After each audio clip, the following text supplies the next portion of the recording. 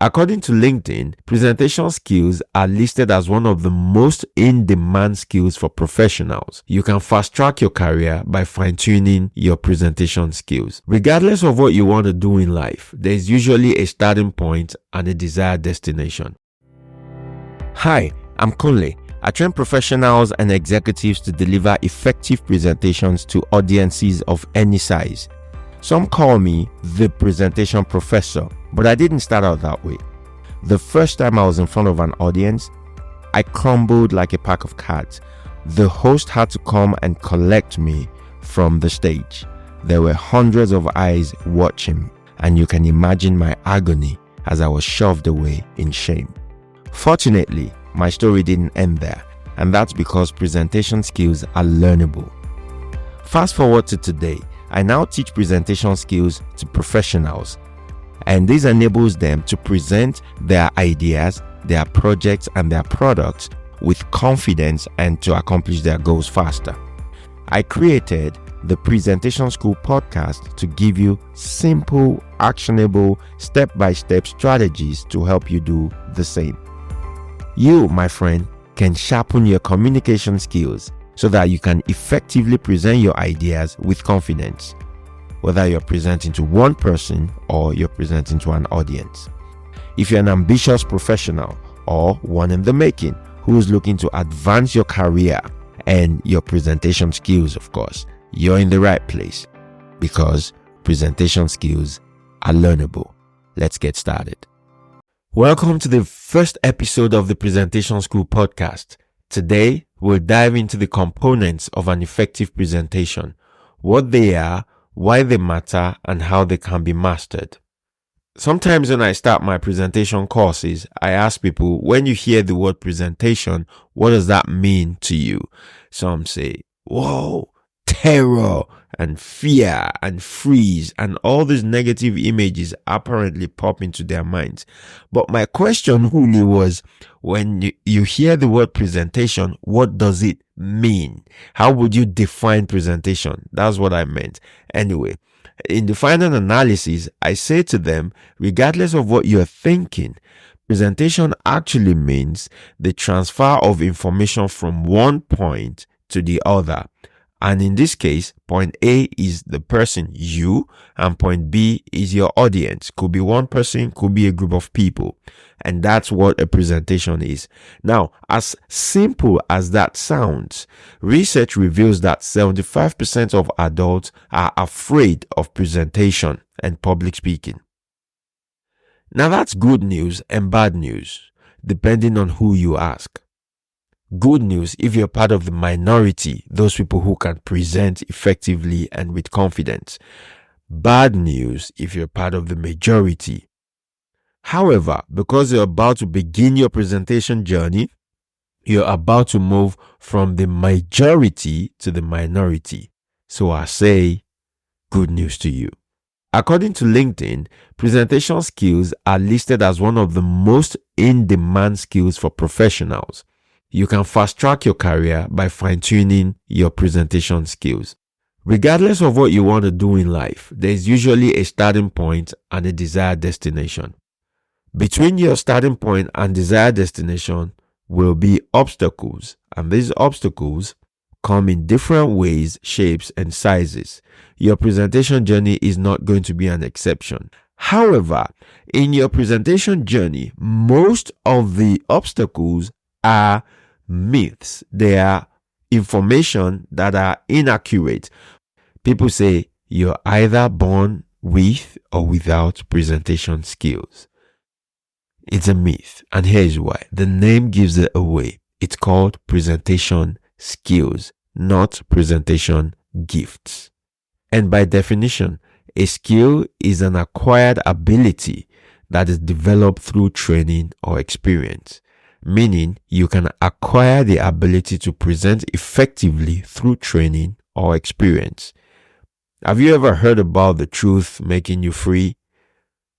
Let me tell you now the presentation truth that beats the myth hands down. Here we go. Presentation skills are learnable.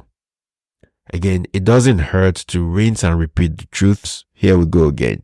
Presentation skills are learnable. My friend, you have nothing to worry about.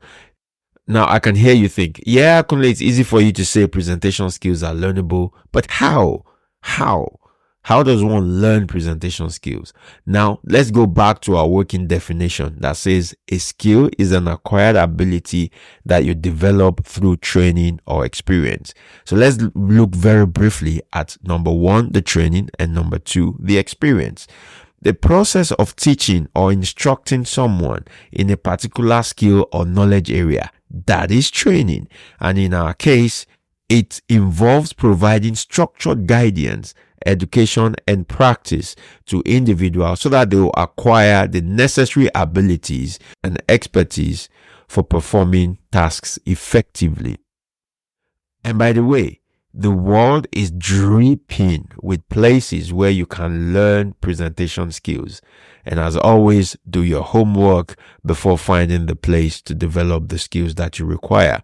In this case, hey, why not check presentation school out? Number two, experience. Experience is the knowledge, understanding, and skill that you acquire through practical involvement or exposure in various activities or events over time. The challenge, however, with acquiring presentation skills through experience is that by the time you've acquired enough experience, you're terrified of speaking in public. I mean, you've beaten yourself up 1,000 times, your self-confidence is smashed into shambles, and you don't want to do that again. Those are two ways where you can acquire skills. And my recommendation, hey, choose the first one, because there's a curriculum in place that is designed to take you from where you are to where you want to be. If you take driving skills, for example, people aren't born with it, and most people take driving lessons with a driving instructor. They follow instructions, practice, and eventually they become Formula One drivers. Right? Wrong. I was pulling your legs. So that's what I thought. Not everyone is a Formula One driver, but every driver knows enough to get from point A to point B safely by the time they are through with their driving classes and acquire their driver's license. Flying skills work pretty much the same way. But let's imagine something here. Let's take our friend John. John decides to take the learning by experience approach because, of course, he's seen people do this in the movies and watched a couple of YouTube videos. He gets into the cockpit and says, let's go. But instead of soaring gracefully through the sky, John finds himself heading directly into the mountains and crashes into it. Well, John has learned by experience. He'll use his newly acquired flying skills in another universe because he's no longer with us. This would be a good time to revisit the truth again. Presentation skills are learnable. Kunle, why can't you get over this truth business? Well, I didn't want to talk about this before, but since you asked, I guess I'll have to tell you. Let's time travel to my former life and you'll find out why as we walk into the auditorium together. The host announces my name. I step onto the platform and there's a thundering applause and I'm welcomed to the stage. He hands me the mic and disappears. I'm holding the mic as close as I can to my mouth and I start to speak, but nobody could hear anything. I couldn't hear myself as well. So I proceeded to speak louder and there was silence. At this time I started to wonder, is this mic faulty? Turns out the mic isn't faulty. The speakers aren't faulty. My mouth was faulty. Because as much as I opened my mouth and spoke and screamed into it, no words were coming out of my mouth. When I realized this, my hand started to shake, my knees started to buckle, and I couldn't contain myself anymore. After what seemed like eternity, the host finally came to my rescue. He collects his mic and shoves me shamefully off the stage. That, my friend, is my first experience. Now you see why this presentation truth matters a lot to me. Because today I train professionals how to present their ideas and their projects and their products to audiences of any size. And that's why I started presentation school. I'm a living proof that presentation skills can be acquired through training and practice. This can be your story as well. Presentation skills are not called presentation gifts for a reason. You can learn and master the skill if you are willing to learn. Now that we've shattered the ultimate presentation myth, let me briefly introduce you to the core components of an effective presentation. By the way, the framework that I use to create presentations, I've added it into the show notes so you can download it and begin to use it in your next presentation like immediately. Effective presentations can be broken down into two main components, the content and the container. The content represents the information you're delivering to your audience, whether it's a one-to-one setting or a one-to-many situation. So it's very important for you to structure your content in a way that makes it engaging and digestible for your audience. So we move on to the container. You, my friend, are the container. You're the presenter. Many people, when they think about presentation, sometimes they first go back to their PowerPoints and their visual aids and all those things. But those are not the containers. They are there to support your message. That's why they're called visual aids. They're supposed to aid your message. It's important to remember that you are the star. You are the messenger. You are the container. In later episodes, we'll visit how you can be an outstanding container every time you have to present. For today, we'll just focus on the framework of the content. Here's what I'd like you to play with in your mind. Imagine you were going to have a party. What would determine the food you'll be serving? I mean, there are lots and lots of things to consider. First of all, they think about the purpose of the party. Is it a wedding party? Is it a birthday party? Or is it a just because party? You may think, Kunle, what's a just because party? You don't know that? Well, DM me and I'll tell you what it is. Second of all, you think about who you are inviting to the party. So you research and know what they like, what they dislike, and if they have any allergies and things like that.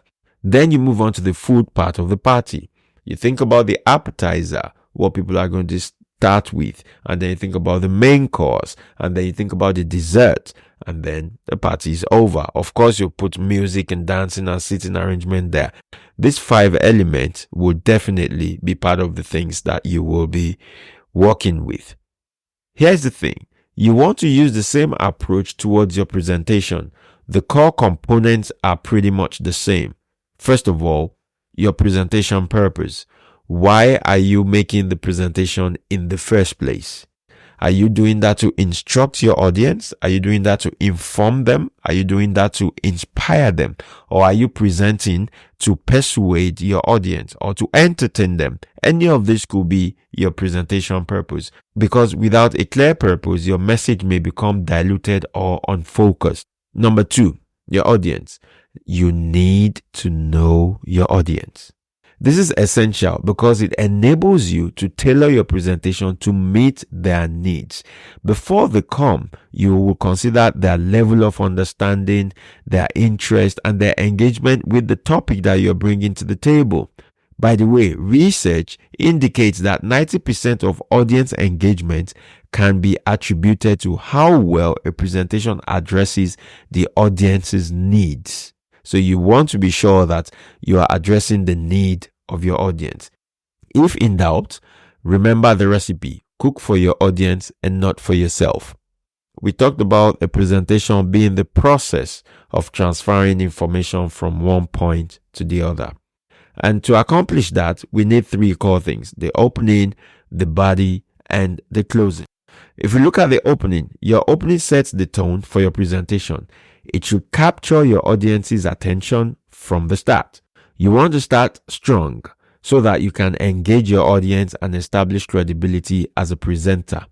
Some say adults now have the attention span of a goldfish, which is about 9 seconds.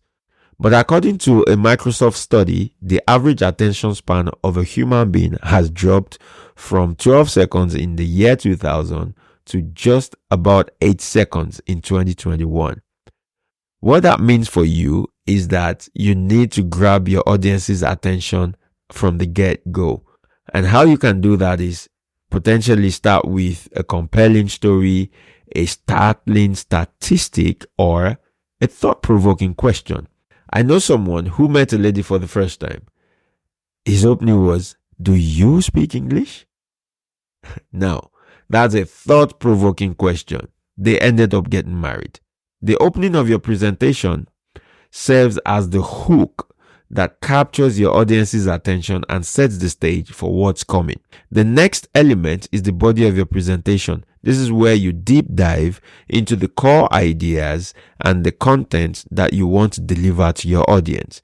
Think of it as a main course. I like to call it the meat and potatoes of your content, where you present your key ideas with your evidence in a structured manner.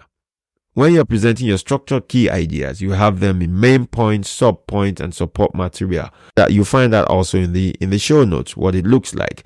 Each main point in your presentation should be supported by relevant data, examples, and case studies, so that it deepens understanding and increases retention. We're moving on from the main course to the dessert, and that is your closing. The closing wraps up your presentation and leaves a lasting impression on your audience. It's your opportunity to reinforce your key messages, provide a call to action, and leave your audience with something memorable to take away.